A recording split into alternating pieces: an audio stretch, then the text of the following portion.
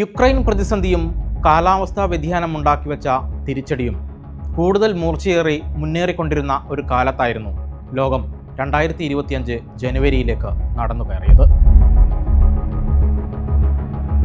ഒരു വർഷത്തിനിപ്പുറം 2026ലേക്ക് കാലെടുത്ത് വെക്കുമ്പോൾ കൂടുതൽ സങ്കീർണമായ പുതിയ യുദ്ധമുഖങ്ങൾ രൂപപ്പെടുന്ന കാലാവസ്ഥാ പ്രതിസന്ധിയുടെ മറ്റൊരു പുതുവർഷത്തിലേക്ക് കൂടി കടക്കുകയാണ് ലോകം.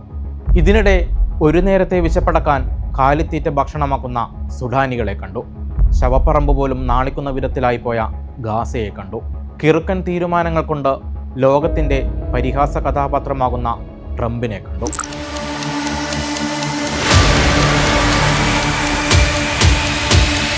നാലാം വർഷത്തിലേക്ക് കടക്കുന്ന യുക്രൈൻ യുദ്ധമാണ് ഇതിൽ എന്നു തീരുമെന്നു പോലും പ്രവചിക്കാനാവാതെ തുടർന്നുകൊണ്ടിരിക്കുന്നത്.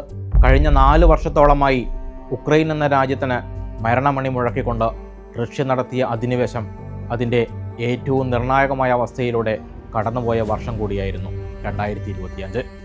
ഈ വർഷം ആദ്യം ഡൊണാൾഡ് ട്രംപ് അമേരിക്കയിൽ രണ്ടാമതും അധികാരമേറ്റെടുത്ത് നടത്തിയ പ്രധാന പ്രസ്താവനകളിലൊന്ന് ദിവസങ്ങൾക്കുള്ളിൽ റഷ്യ ഉക്രൈൻ യുദ്ധം അവസാനിപ്പിക്കുമെന്നായിരുന്നു.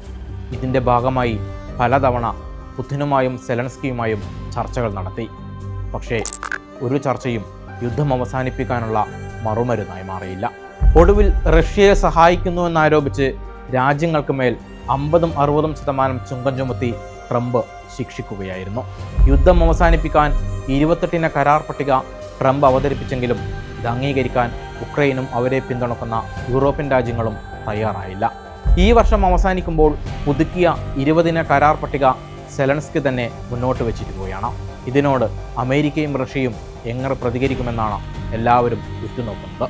ഇതിനിടെ നാറ്റോയിൽ അംഗമാവാനുള്ള തങ്ങളുടെ ദീർഘകാല ആവശ്യത്തിൽ നിന്ന് പുറകോട്ട് പോയിരിക്കുകയാണ് ഉക്രൈൻ.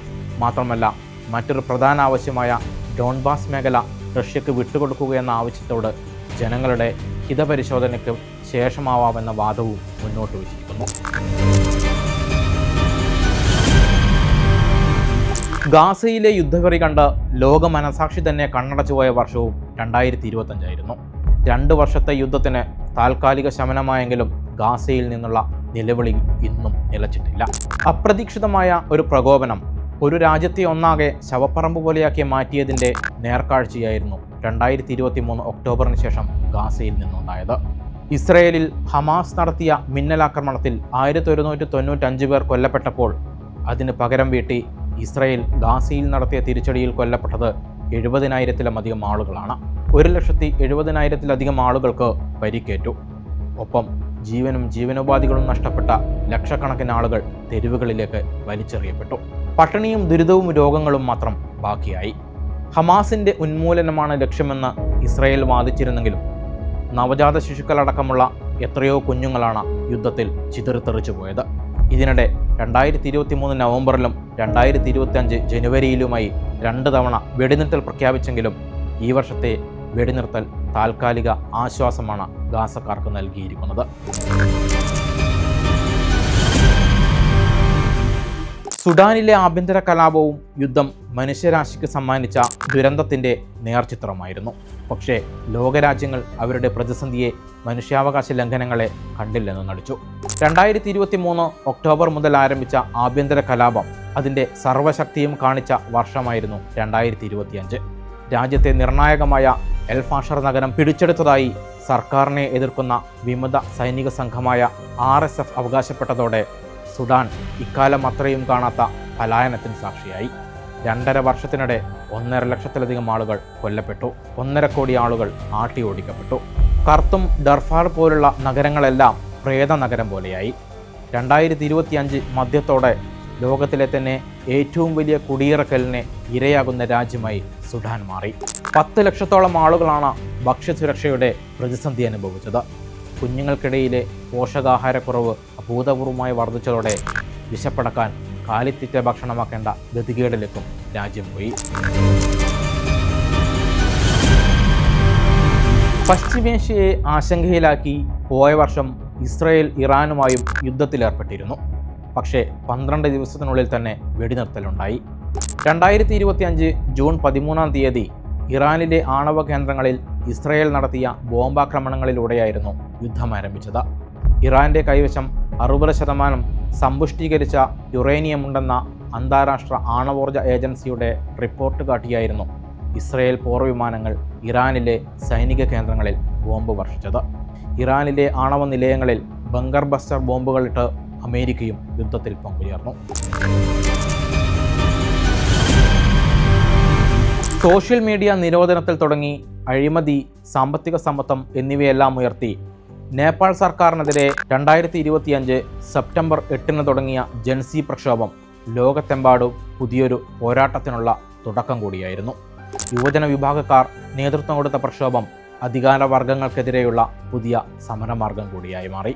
സമാധാനപരമായി തുടങ്ങിയ സമരം അടിച്ചമർത്താൻ തുടങ്ങിയതോടെ അക്രമത്തിലേക്ക് കലാശിക്കുകയായിരുന്നു. ഫേസ്ബുക്ക്, വാട്സാപ്പ്, ഇൻസ്റ്റഗ്രാം എന്നിവ ഉൾപ്പെടെ 26 സാമൂഹിക മാധ്യമങ്ങൾ നിരോധിച്ചതായിരുന്നു സമരത്തിൻ്റെ പ്രധാന കാരണം. ഇത് പിന്നീട് മറ്റ് വിഷയങ്ങളിലേക്കും കടന്നു. 10,000-കണക്കിന് വിദ്യാർത്ഥികളാണ് തെരുവിലിറങ്ങിയത്. പ്രക്ഷോഭകാരികൾ പാർലമെൻറ്റ് കവാടത്തിന് മുകളിൽ വരെ കയറി. പാർലമെൻറ്റ് മന്ദിരത്തിന് തീയിട്ടു. സമരത്തെ തുടർന്ന് പ്രധാനമന്ത്രി KP ശർമ്മി ഒലിക്കും ആഭ്യന്തരമന്ത്രിക്കും രാജിവെക്കേണ്ടി വന്നു. പ്രസിഡന്റിൻ്റെയും പ്രധാനമന്ത്രിയുടെയും വീടുകൾക്ക് തീയിട്ടു. പ്രധാനമായും നേപ്പാളിൽ തുടങ്ങിയ പ്രക്ഷോഭ മാതൃക പിന്നീട് വിവിധ രാജ്യങ്ങളിലെയും ജൻസി പ്രക്ഷോഭമായി മാറി. യുദ്ധങ്ങൾക്കും മനുഷ്യക്കുരുതിക്കും അപ്പുറം കാലാവസ്ഥയും അതിൻ്റെ ഏറ്റവും ഭീകരാവസ്ഥ കാണിച്ച ഒരു വർഷം കൂടിയാണ് കഴിഞ്ഞുപോയത്. ഏഷ്യൻ രാജ്യങ്ങളായിരുന്നു പ്രധാനമായും കാലാവസ്ഥാ ദുരന്തത്തിൻ്റെ ഇരകൾ. ടിറ്റ്വ, സെന്യാർ ചുഴലിക്കാറ്റുകൾ ആഞ്ഞു വീശിയപ്പോൾ ശ്രീലങ്കയും ഇന്തോനേഷ്യയും മലേഷ്യയും തായ്ലൻഡുമെല്ലാം കാലാവസ്ഥാ ദുരന്തത്തിൻ്റെ ഭീകരതയറിഞ്ഞു. നൂറ്റാണ്ടിലെ തന്നെ ഏറ്റവും ശക്തമായ മഴയ്ക്കായിരുന്നു ഈ രാജ്യങ്ങൾ സാക്ഷിയായത്. ദശലക്ഷക്കണക്കിന് ആളുകളെ മാറ്റിപ്പാർപ്പിച്ചു. ഇന്ത്യയിൽ മാത്രം 4419 മരണം കാലാവസ്ഥയുമായി ബന്ധപ്പെട്ട വിവിധ സംഭവങ്ങളിൽ ഈ വർഷം ഉണ്ടായി എന്നാണ് കണക്കാക്കപ്പെടുന്നത്.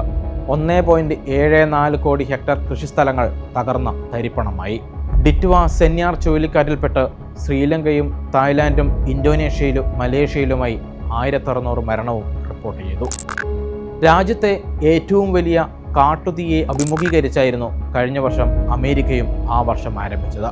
20,000 കോടി ഡോളറിൻ്റെ നഷ്ടമാണ് ജനുവരി 8 മുതൽ ലോസ് ആഞ്ചലീസിൽ പടർന്നു പിടിച്ച തീപിടുത്തത്തിലുണ്ടായത്. 24 പേർ മരിച്ചു. 1.8 ലക്ഷം പേരെ സുരക്ഷിത സ്ഥാനത്തേക്ക് മാറ്റി. ഹോളിവുഡ് താരങ്ങളുടെ വീടുകൾ ഉൾപ്പെടെ അഗ്നിക്കിരയായി. ജനുവരി 8 പടർന്നു പിടിച്ച തീ 40,000 ഏക്കറിലേറെയുള്ള പ്രദേശങ്ങളിലേക്കാണ് പടർന്നത്. അപ്പാർട്ട്മെൻറ്റുകളും സ്കൂളുകളും വ്യാപാര സ്ഥാപനങ്ങളും അടക്കം 10,000-ലേറെ കെട്ടിടങ്ങളും കത്തിനശിച്ചു.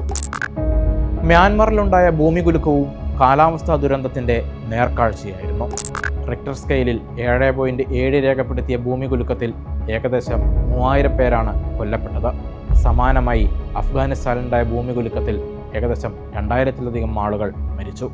ഇതിനിടെയാണ് അതിതീവ്ര കാലാവസ്ഥയെ തുടർന്ന് ലോകത്തിൻ്റെ കാലാവസ്ഥാ സൂചികയെന്നറിയപ്പെടുന്ന ആർട്ടിക്കലും അന്റാർട്ടിക്കയിലുമെല്ലാം അനുഭവപ്പെടുന്ന മഞ്ഞുരുകൽ.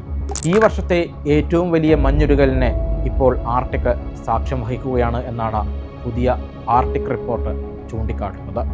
ആഴ്ചകളും മാസങ്ങളും എടുത്ത് സ്വാഭാവികമായി ഉരുകുന്ന മഞ്ഞ് ദിവസങ്ങൾക്കുള്ളിൽ ഇന്ന് ഇവിടെ നിന്ന് അപ്രത്യക്ഷമാകുന്നു. പുനർനിർമ്മാണവും നടക്കുന്നില്ല. മഞ്ഞുരുകൽ കൃത്യമായി നടക്കുകയും മഞ്ഞിൻ്റെ തിരിച്ചുള്ള ഉൽപ്പാദനം കുറയുകയും ചെയ്യുന്നത് ആർട്ടിക്കിനെ സംബന്ധിച്ച് മരണമണിയുടെ തുടക്കമാണെന്നും വിദഗ്ധർ വിലയിരുത്തുന്നു.